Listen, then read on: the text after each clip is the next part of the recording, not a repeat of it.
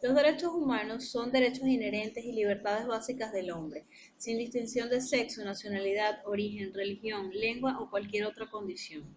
Los derechos humanos universales están contemplados en la ley, constituciones, tratados y en el derecho internacional. Los derechos humanos son considerados como universales, inalienables, interdependientes, iguales, no discriminatorios, inherentes e inviolables. Estos nacen o se consolidan de la Declaración Universal de los Derechos Humanos después de la Segunda Guerra Mundial del año 1948. Se dice que son universales ya que dependen de sistemas económicos, culturas, sistemas políticos, tales como la monarquía, la democracia, el totalitarismo, los cuales dentro de su cultura generan creencias, costumbres que muchas veces terminan en prejuicios por su clase social, por su sexualidad, por su género, por su raza. Esta discriminación se da a través de prejuicios que se generan a partir de estos sistemas políticos, que terminan en violencia, dictadura, represión e incluso en la violación de los derechos humanos. Es por ello que en nuestra Carta Magna, la Constitución de la República Bolivariana de Venezuela, en su artículo 2 reza que Venezuela constituye un Estado democrático y social de derecho y de justicia que propugna como valores superiores su ordenamiento jurídico y de su actuación, la vida, la libertad y la justicia, la igualdad, la solidaridad, la democracia, la responsabilidad social y en general la permanencia de los derechos humanos y la ética del pluralismo político.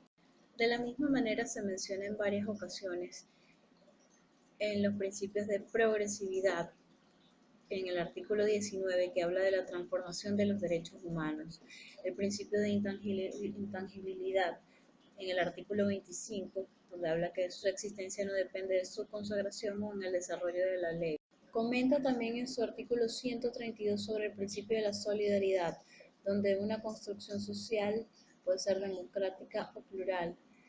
Habla del principio de la corresponsabilidad en su artículo 184, el cual se fundamenta en el nuevo paradigma que es la democracia participativa. Por tal motivo queda expresado que las garantías de los derechos humanos están en nuestra Carta Magna. Tiene como garantía normativa salvaguardar los derechos constitucionales, garantía de cumplimiento de los derechos humanos, reclamar en juicio el acto de poder.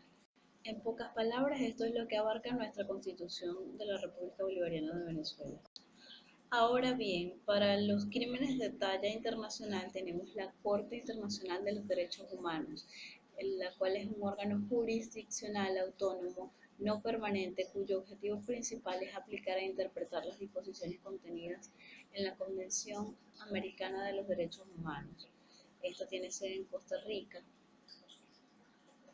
Se instaló en el año 1979 y está compuesta por 7 jueces nacionales de los Estados miembros de la OEA, elegidos a título personal entre juristas de la más alta autoridad moral de reconocida competencia en materia de derechos humanos, los cuales reúnen las condiciones requeridas para el ejercicio de las más elevadas funciones judiciales.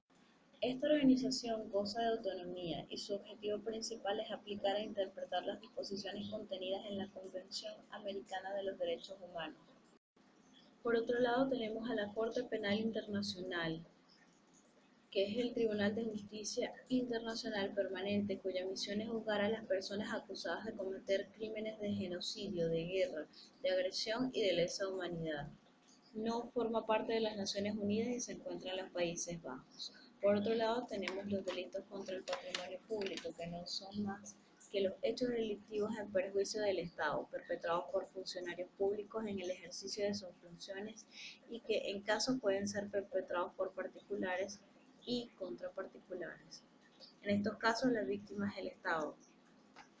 Los delitos previstos en nuestras leyes contra la corrupción son concusión, corrupción propia agravada, inducción a la corrupción, tráfico de influencias y abuso de autoridad. Este delito no prescribe, ya que así lo reza la Constitución de la República Bolivariana de Venezuela en su artículo 271. En estos casos, la víctima es el Estado.